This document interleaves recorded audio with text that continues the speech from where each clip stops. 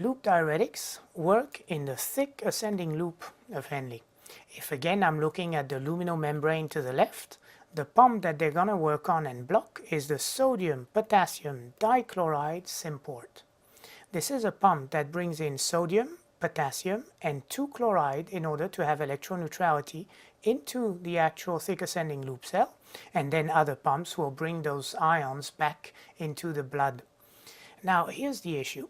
We know that inside a cell there is already high levels of potassium. So to try and bring more potassium in there works with electron neutrality, but certainly doesn't make sense when it comes to concentration gradients. This excess potassium will then leak, and this leakage is shown as the dotted line going back into the kidney tubule. Well, then this will cause, of course, an imbalance of charges. As the sodium and 2-chlorides keep on traveling through the cell, if potassium leaks back out, there will be a net positive potential from the gathering of positively charged potassium along that luminal membrane. Imagine that this is the actual tubule, and in that tubule you imagine linings of positive charges inside that tube. Now, what do you think an ion that is positively charged would feel like going into this tubule? Yeah, similar charges repel each other. So these positive ions refuse to go through that tubule. Look back at your diagram. This is what is shown with magnesium, calcium trying to be shunted in between cells because of that positive potential. If you think of it, throughout that tubule we see a number of pumps for sodium, for potassium, for chloride, but nowhere do we see pumps for ions such as magnesium, calcium, certainly for other rare essential minerals that are important cofactors of enzyme, such as strontium, molybdenum, aluminium. So how on earth are we retaining these salts?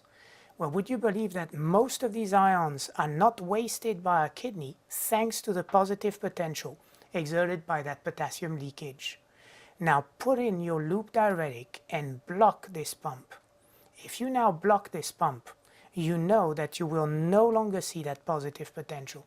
So that besides having the classic effect of increasing excretion of sodium and potentially through dilution of amygdala then have a massive diuretic effect, I'm looking at a group of drugs that will cause all ions to be lost. That is, positive ions like sodium, potassium, but also those of magnesium, calcium, and surely eventually for electron neutrality, all negatively charged ions will just simply follow the positive charges. Essentially, I'm telling you that a loop diuretic will cause hypo every single ion in the body. Let's find some of this in our text. And first, let's identify that the initial loop diuretic was the drug ethacrynic acid, and the one that is most commonly used nowadays is the drug furosemide, or if you knew also other loop diuretics such as torsemide, it wouldn't hurt, and certainly they're easily recognizable simply based on the similarity of name.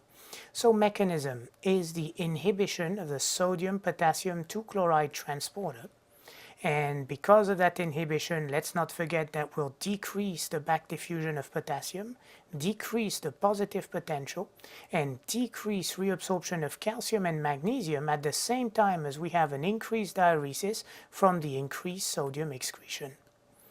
These drugs are very much considered literally drug of choice in acute pulmonary edema. That is, the acute pulmonary edema as you might see in heart failure. So in our previous chapter we were reviewing the drug digoxin and its inotropic activity, or other drugs preventing remodeling such as ACE inhibitors, ARBs. Let's not forget that loop diuretics such as furosemide would be classically and conventionally part of the management of this patient's edema. What else could I use the drugs for? They're used for certain forms of renal failure. They can be used for anion overdose, and simply through the losses of positive charges, negatively charged organic molecule could follow, such as lactates, such as ketones. They are, of course, used in hypercalcemic states, since they cause a calcium loss that will allow decrease in that blood calcium.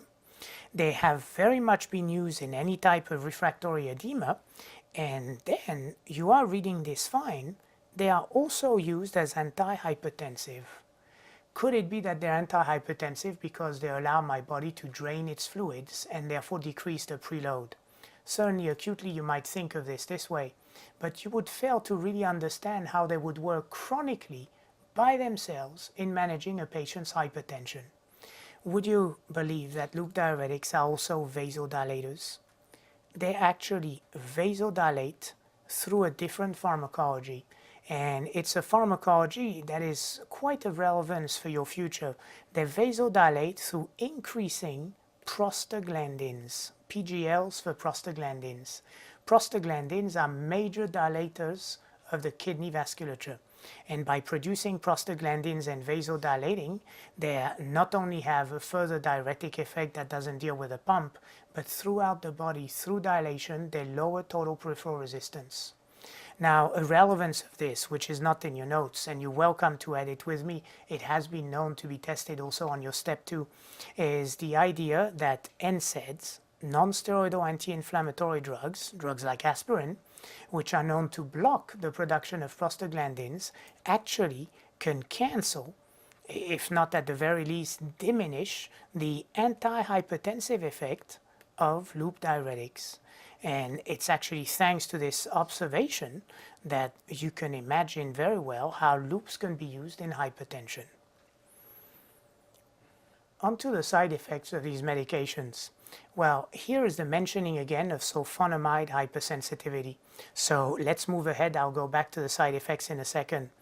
You see here in your margin at the bottom of your page that there is such a story as sulfonamide containing drugs causing allergies. Well, first let me give you a little background in chemistry. Why do I see sulfur or sulfur containing molecules in pharmacology? Sulfur is very lipid soluble. And if sulfur can confer some lipid solubility to a molecule, then of course chemists will like to put sulfur in any flavors and sauces in our medications, so that like this, drugs would be better absorbed, have a better distribution, and reach pretty much any tissues in the body. So it's a very classic molecule. However, with lipid solubility comes protein binding. And with protein binding comes the possibility that if the drug behaves as a hapten, once protein bound, it can trigger an immune response. Well, it is of course the rule of thumb of drugs that have at the very least sulfo or sulfa in their actual name. This is an indication to us in medicine that they are sulfur containing and could cause hypersensitivity. Would then come the issue, if I have an allergy to one drug containing sulfur, would I also have an allergy to another drug containing sulfur? Well, the answer is quite likely, so that if you have a patient with a severe allergy to one drug with sulfur, you may not want to ever use another drug with that functional group again.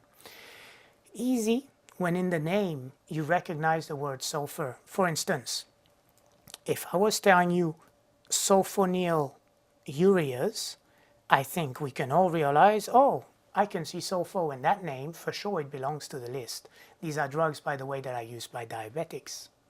Otherwise, if I don't use the Latin root for sulfur, how about using the Greek root, thio or thia? And anything with thio or thia in its name would signify to me chemically it has sulfur in its structure, potentially causing allergies. Well, of course, that's going to be the rule of thiazide. Look, I'll give you another one. How about propyl thiouracil? You remember a drug that we mentioned actually in the general principle that would be used in thyrotoxicosis, in hyperthyroidism. How about a drug like thioridazine, an antipsychotic that we'll review in the CNS section? How about etc., which is seldom board tested, because you can now realize that you're going to see many medications that belong to that list. The bad scenario is when the drug does not contain the root thio or sulfo in its name. Then we are stuck having to memorize, because we're not chemists, that this is a drug that could cause hypersensitivity. Example of such, the diuretics at large. All carbonic anhydrase inhibitors, without exception, belong to that list. All loop diuretics belong to this list too. except the chemical ethacrynic acid. And let's highlight ethacrynic acid very well. Put as many stars as you want next to it, maybe a constellation, because on your exam and in real life, it means if you were treating that pulmonary edema of a congestive heart failure patient, and you knew that this patient has an allergy to antibiotics such as sulfonamide, what would now become your drug of choice? Of course, you're answering ethacrynic acid. Classic board question. So have this ready. All loops have that functional group except ethacrynic acid. Of course, all thiazides have this functional group too, making the diuretics good candidate for hypersensitivity reaction. If you want to know celecoxib, which will be a non-steroidal anti-inflammatory drug that is more selective of COX-2 than COX-1, and we'll see this at a later, in a later tape, well, you're very welcome. Realize that really, when I said etc., it's meaning so, and that this list is certainly not exhaustive. So let's go back then to our loop diuretics and the side effects. We must expect hypokalemia and alkalosis. You remember how it happens? Yeah, I hear you just about smacking the screen, telling me that it's because of aldosterone secondary to hypovolemia, causing that early collecting duct to retain sodium to the expense of potassium and protons. And here I'm not losing bicarb like with carbonic anhydrase inhibitors, so I see the classic alkalosis with hypokalemia. I think what really gives those drugs away in electrolyte panels would have to be the combined hypocalcemia and hypomagnesemia. Pay great attention to the hypocalcemia, since our next group of drugs, the thiazides, will actually cause hypercalcemia as a side effect. Otherwise, here's another point to explain. Once we'll explain this, we'll be able to use it forever. The idea of hyperuricemia and drugs that are weak acids. As a matter of fact, let me show you back our initial diagram 1 second. This is the initial diagram. Notice that in the proximal tubule, we have pumps that secrete weak acids and weak bases. These are pumps, and let me choose a pen that you can see a little better here on that white page. These are pumps that would be relevant for urate secretion. Uric acid, as you know, is the actual catabolite of purines that would accumulate and potentially result in gout. And gouty arthritis would happen whenever urate is not excreted appropriately. By the same token, uric acid is also relevant for potentially causing renal stones. Well, many drugs which are renally excreted will use the same pump. And as they do, the drugs and urate will compete with each other to be excreted. Well, guess who's going to win? Normally the drug is not there, is it? So as soon as you put the drug, invariably there will be a decreased excretion of urate through secretion pathways. As such, you would expect that drugs that are weak acid, as they actually run through that tubule, will result in hyperuricemia. Well, hyperuricemia and gout would be really worsened in a patient who already has an existing condition. Don't go and run out of there thinking, ooh, as soon as I take a loop diuretics, I'm going to get a big toe and have inflammation. No, it's more that if a patient has pre-existing gout, certainly a loop diuretic would not help. And by this token, remember that any other weak acid that is secreted through these pumps would cause the same. Diuretics is a great place to study this side effect, being that we know intuitively these are drugs that work in the kidney that need to gain access to the kidney tubule and the luminal side of the membrane in order to find the pumps. This is why we love to mention it here with loops. We'll mention it again with thiazides. You know, another big class of drug we'll see in subsequent sections. Weak acids often comprise most of the antibiotics, if not all of them. And most of the antibiotics will be excreted through a kidney, will use this secretion pathway and possibly result in hyperuricemia and worsening of gout. So think of it for drugs such as penicillins, cephalosporins, and so forth. The final side effect is a side effect I wish I could explain to you. I have no idea how we get ototoxicity from loop diuretic. All I can refer you back to is any of the textbooks will remind us of this severe potential of loop diuretics, and some pathology books will actually show us that there is direct injury to the actual cochlear cells, thereby causing auditory ototoxicity, so a loss of hearing, not so much a loss of balance. When you look at the loop diuretics, they're not all made equal for that ototoxicity. Ethacrynic acid is by far the worst. Ethacrynic acid is sometimes resulting in irreversible hearing loss by our patient. Remember, this is the drug you may want to use in people with sulfonamide hypersensitivity. Furosemide, on the other hand, which is more commonly used, is classic for a more reversible ototoxicity. Well, to finish this section, we must look at some relevant drug interaction based on this pharmacological profile, and there is very little doubt that other ototoxic medication, such as aminoglycosides, would be additive in their ototoxicity with the loop diuretics. Can you name me a couple aminoglycosides? If you're saying drugs like amikacin or like gentamicin, this is good. One way or the other, we'll be looking at those in the antibiotics, but streptomycin, of course, drugs like tobramycin, all these would be just as many aminoglycosides that could worsen the ototoxicity of a loop. As to the lithium story, we will review that in our CNS section. I just want you to have somewhere in the back of your mind right now that if I use chronically loops or thiazide, I may interfere with lithium clearance. More to come on that important drug in the bipolar disease section. Rather, let's remind ourselves what we have already seen. Digoxin is a classic drug for congestive heart failure patient. Digoxin and hypokalemia. Could you tell me what happens between the two? I'm waiting, you know. Okay, of course, digoxin and hypokalemia. Digoxin competes with potassium for its effect. Hypokalemia enhances digoxin's toxicity. It allows more digoxin to bind to the pump.